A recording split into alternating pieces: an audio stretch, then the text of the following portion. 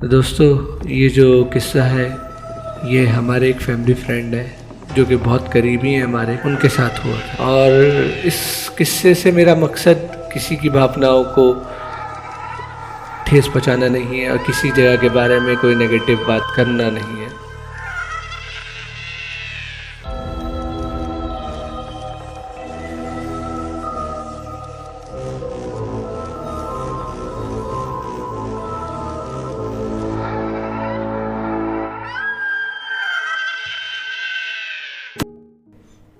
ये जो मैं किस्सा आपको सुना रहा हूँ ये आप इसे एक एंटरटेनमेंट के उससे ले, इस किस्से को फील करें। दोस्तों, कुछ चीज़ें ऐसी होती हैं जो हो तो जाती हैं पर उनका जवाब किसी के पास नहीं होता। कोई उन चीज़ों को मानता है, कोई उन चीज़ों को नहीं मानता। तो ये किस्सा शुरू करने से पहले मैं आपको बताऊंगा, ये जो किस्सा हुआ था ये एक वेडिंग फंक्शन की बात है जो कि एक डेस्टिनेशन वेडिंग थी जंगलों में।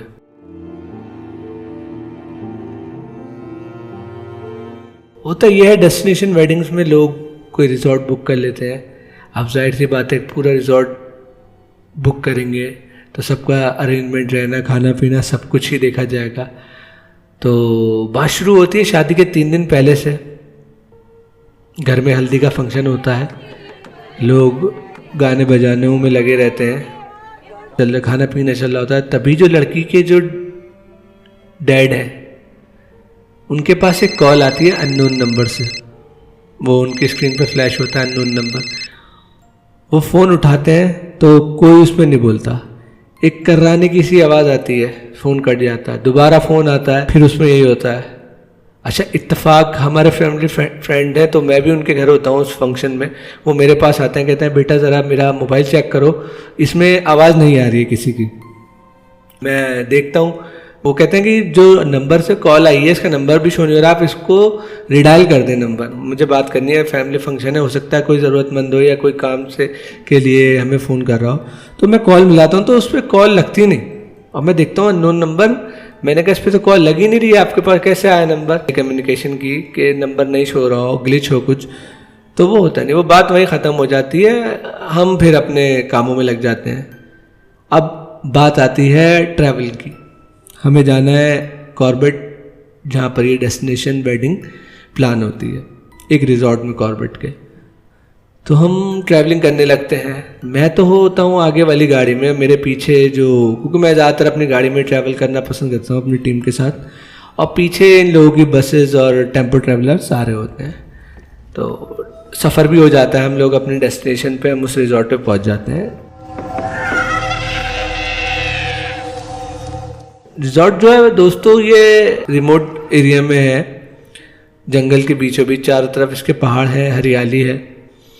तो हम वहाँ पहुँच जाते हैं और रात में जो हमारे फैमिली फ्रेंड हैं, लड़की के डैड हैं, उनका बेटा आता है, यानी कि लड़की का भाई मेरे पास आता है। कहता भाई आपने एक चीज़ देखी थी रास्ते में, ऐसे कहता है वो। मैं कहता हूँ नहीं यार, बताओ, सही से बताओ क्या बात हो गई।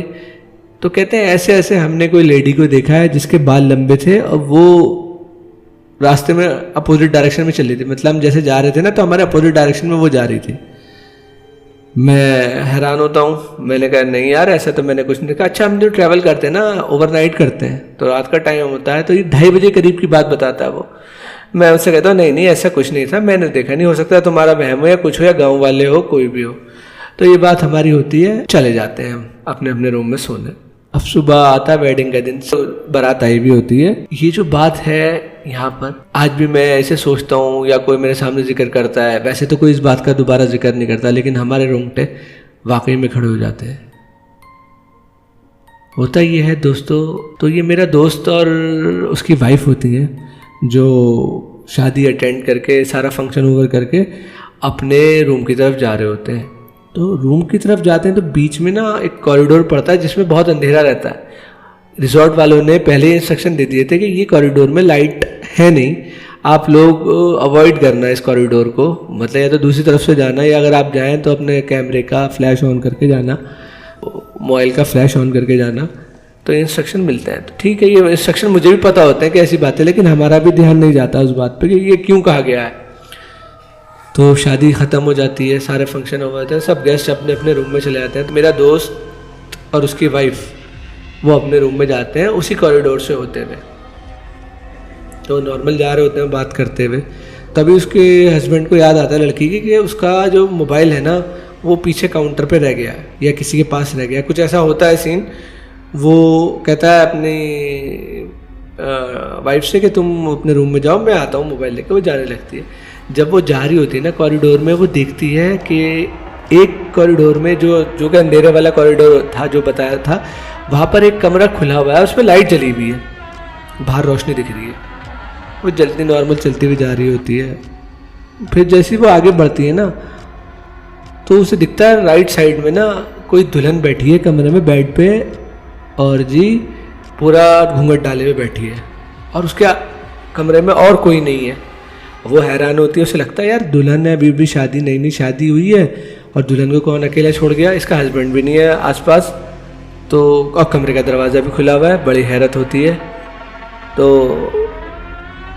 तभी अंदर से आवाज़ आती है, उस लड़की का नाम, मेरे दोस्त की वाइफ का नाम वो दुल्हन पुकारती, कहती है आओ यार मेरे मेकअप में थोड़ी सी मदद कर दो।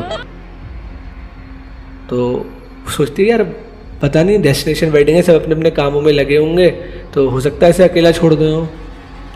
चलो मैं अंदर चलती हूँ, बुला रही है। तो दोस्त की वाइफ जैसे अंदर कदम रख रही होती है, तभी उसे ख्याल आता है कि इसको मेरा नाम कैसे पता, ना मैं इससे कभी मिली हूँ, मैं तो ये अगर मैं जानती होंगी तो मेरे हस्बैंड को जानती होंगी, मेरा नाम कैसे पता चला इन्हें।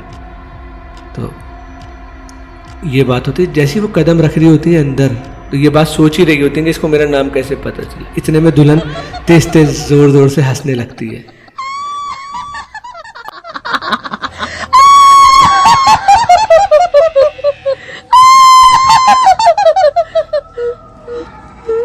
वो वहाँ से भाग जाती है और बेहोश हो जाती है। जब उन्हें होश आता है तो वो सारी बात का खुलासा करती हैं। हम लोग रिजॉर्ट वालों से पूछते हैं, सबसे पूछते हैं, लेकिन वहाँ भी किसी के पास कोई जवाब नहीं होता। दोस्तों हम भी परेशान हो जाते हैं कि लोगों के पास इस बात का जवाब क्यों नहीं है, और आज भी हम इस बात को सोचते हैं तो हमारे दिल और दिमाग में सिर्फ एक ही बात आती है कि वो कौन थी।